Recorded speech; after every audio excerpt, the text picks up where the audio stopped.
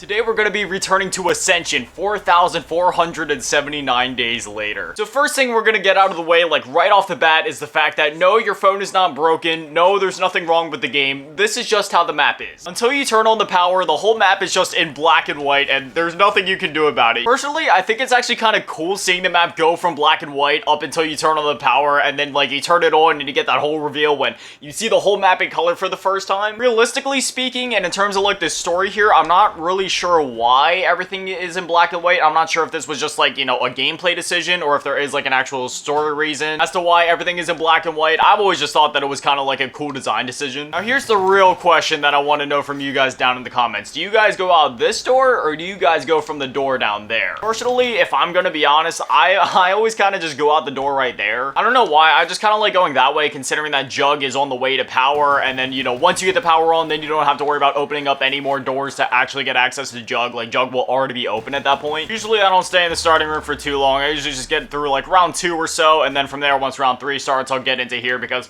while I could stay in here and, you know, buy the M14 and build up points, I'd rather get moving, and then usually I buy the MPL right off the bat to get racking up on the points. Look at that. After opening up literally just one door, we have Juggernog right here. And hey, I was talking about this in the last episode of this series. Like, why would you buy the PM63 when you have a much better SMG literally right next to it? Because as far as I'm aware, this SMG, for example, just like the MP5 from the last episode, has more ammo, does more damage, feels better overall. I don't know, I've just always found that interesting. But anyways, this is kind of how it goes on most of the Black Ops 1 maps. You get through the first door or two, you buy an SMG, and then you just kind of camp it out, rack up the money. It's definitely not like Black Ops 3 where you're popping a bunch of gobble gums and you're opening up like the whole map and getting Pack-a-Punch and getting the Wonder Weapon on round 1. Speaking of which, in this series, you know, we usually kind of talk about the things that certain maps add, certain things that maybe the map took away from previous maps. First thing worth noting that this map took away from previous maps is, well, color. Like I said, though, that's obviously only a temporary thing till we get the power on. In terms of things that are, like, added and brought back, this map did add the Matryoshka dolls, which is basically just, like, a grenade. It's, like, 4 grenades in one. Pop the doll, you throw it, and then, like, 4 different grenades shoot out from it. There's, like, a bunch of explosions that happen and stuff like that. I mean, that's pretty cool. This map also added PhD Flopper, which is very, very useful in this game. See, in Black Ops 1, the Mustang and Sally was actually still, like, a viable weapon that you'd want to use to get to higher rounds. Granted, this map does have the Thunder Gun, so it's not exactly necessary, but in some other maps, like, for example, Call of the Dead, sure, you do have better alternatives like the Scavenger that you'd want to use, but I mean, the Mustang and Sally is definitely not a bad option. And speaking of the Scavenger,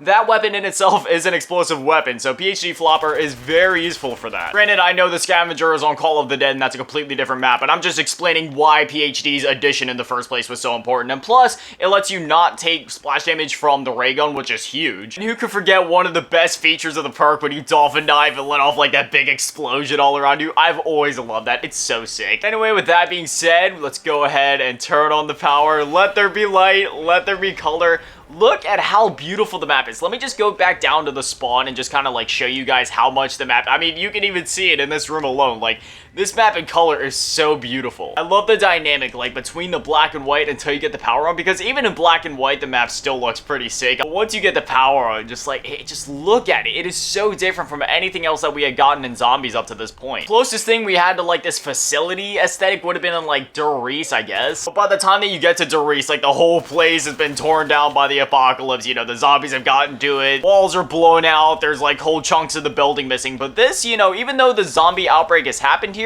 the facility is rather well maintained and still put together. And then furthermore, in this map, obviously, we can kind of get like outside of this main facility building, which we're definitely going to be doing as soon as I'm able to acquire Juggernog. Actually, wait a minute. Is this the round that I think it is? This is the round that I think it is. Okay, so the monkeys are coming. This was one fun addition to this map, let me tell you. Oh, wait, never mind. The monkeys actually aren't coming. My bad. I was hearing this thing, I think. I don't know. I heard some noise that sounded similar, but the monkeys actually aren't here yet. Basically, instead of the Hellhound rounds that we've had up to this point in Zombies, this map introduced the monkeys. And basically what the monkeys do is they come in, they steal your perks, and they're kind of a pain, if I'm going to be honest. I don't really like them. Granted, if you get them all down before they're able to steal any of your perks, they do give you a free perk, which is nice, but honestly, it's not worth the headache that they introduce into the game. Come on, no. Juggernog, equip, run! Okay. Oh no, I'm screwed. I literally just bought Jug, man. But anyways, yeah. Oh no, why did it spawn me with the zombies all around me? Okay, hold on. Time to clutch this up. Okay.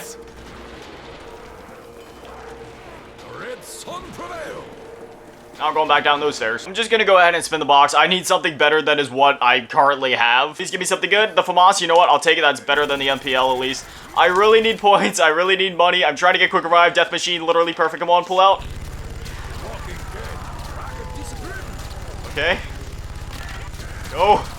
I'm just trying to make my way down to Jug. I don't even care about quick revive right now. I literally just want to get back to Jug. All right, we did it. The round is over. Now I think this round, now the monkeys should be coming. So before I get Jug, I'm actually going to go ahead and go buy a quick revive, and we're just going to guard that. Are the monkeys coming yet? No, the zombies are still spawning. I wonder when the monkeys are going to come. They should have been here by this point. Basically, to give a more in-depth explanation as to how the monkeys work, basically, they'll come into the map, and what they do is they focus on all of the perks at once. So it's not even like they focus on one perk, they take that out, and that's kind of annoying. No, it's a thing where they literally focus on every single perk on the map. So say if you have all 4 perks like quick revive, Jug, double tap, and speed cola, they're going to be attacking all of them simultaneously, even if you're in solo, and that's why they're kind of a pain. Basically what they do is they jump on the machines and they start attacking them, and your perk icon will start flashing, and if you don't get to it in time before they, like, I don't know, finish attacking it, you lose that perk. Now granted, if you're in a 4-player game and all 4 of you buy the exact same perks, like, sure, then it's easier to manage because then each of you can go defend your perks. However, if you're in solo, it's an absolute nightmare. You're basically just guaranteed to lose most of your perks throughout the— oh, here they are. Here the monkeys come. This is the reason I didn't repurchase Jug yet. My goal here is to just defend quick revive, and hopefully we can get all of them down before any of them attack it, because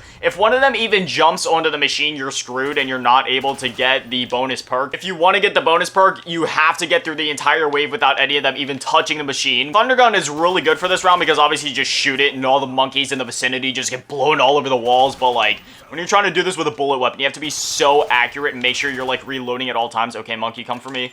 Don't go for the machine. Come on. Is this the last monkey? Okay, that was the last monkey. And as you can see, they didn't touch the perk machine, so we ended up getting a free perk. Which perk is it gonna— PhD Flopper. Look at that. That is literally perfect. I'm gonna go ahead and buy Juggernog, and then I'll show off PhD Flopper to you guys. So as I mentioned before, PhD has multiple uses. Those being, A, when you dolphin dive, it lets off like a huge explosion. B, you take no splash damage from explosives or like the ray gun, for example. And then C, you also do not take fall damage when you fall. So usually what the main strategy would be here, you know, if you're low on ammo, or if, you know, you want to take out the zombies quickly and efficiently on lower rounds, you just train them all up down here, and then basically what you want to do, you gotta hope that you don't like get yourself stuck here, because after you dolphin dive, you know, sometimes they're left alive and they can hit you anyway, but then you dolphin dive, huge explosion goes off, literally kills all of them. This perk is still satisfying a whole 12 years later. It makes me feel like a literal fossil having to say that it's been 12 years since this map came out, but yeah, if I'm gonna be honest, 2011 feels like a whole lifetime ago, and if I'm gonna be honest, it was a better lifetime ago. Now to pack a punch in this map, you have to link up all 3 of these like lander pad things. Basically what you do is you have to find these 3 different like lander locations around the map. You call them in, they come in, you hop on the lander, it takes you back to spawn. You do that 3 times, and then that's it. You opened up pack a punch. I'm not gonna do any cuts or anything. I'll just kind of let you guys enjoy the ride, because this is actually pretty cool. But as you can see, you take the lander, and then yeah, you just kind of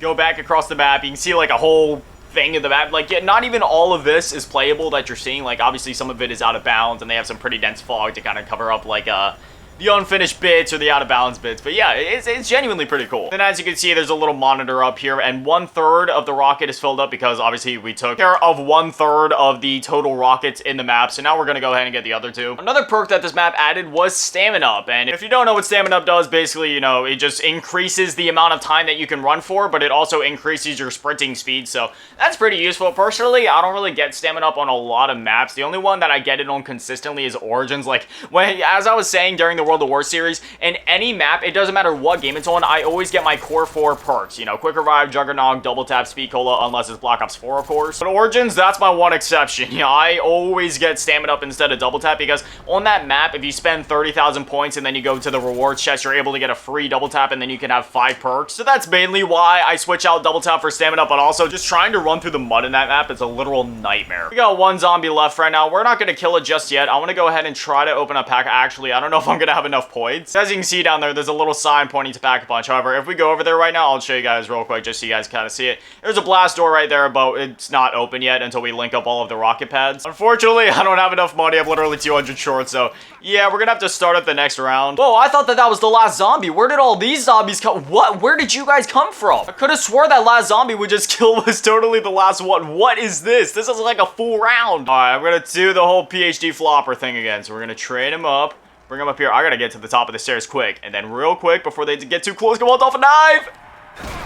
Scratch up on me. Oh my gosh. I believe this is actually the last zombie now. So now we're going to go ahead and try to get the last one linked up. That is insane. I didn't realize we had so many zombies left still. Another thing that this map added is the sickle. Basically, the sickle is just like a reskin of the Bowie knife, but it's pretty sick because it's a sickle. Then boom, the lantern pad comes down just like all the other ones. You take it back to spawn, and that's really that. Now we'll have access to Pack-a-Punch. We'll be going there in just a few episodes. And boom, as you can see, now all three of the things are lit up. Now, once you open up Pack-a-Punch, there's one really cool thing that you can do. So you run up here to the power, and there's this little button, and it says activate launch sequence, because the thing we've been looking at, yeah, that's a rocket. So you go ahead and click this button, and if you look over here, you see this massive rocket. Oh, wait, let me spin the box real quick. Let me see if I can get a ray gun, because if you have a ray gun, you can actually destroy this thing. At least you could in the mobile version. I don't know if I've ever actually done it in the console version, but hopefully the zombie won't kill me. But as you can see, the rocket, like, you get to watch the whole takeoff sequence. Oh, zombie, get away from me.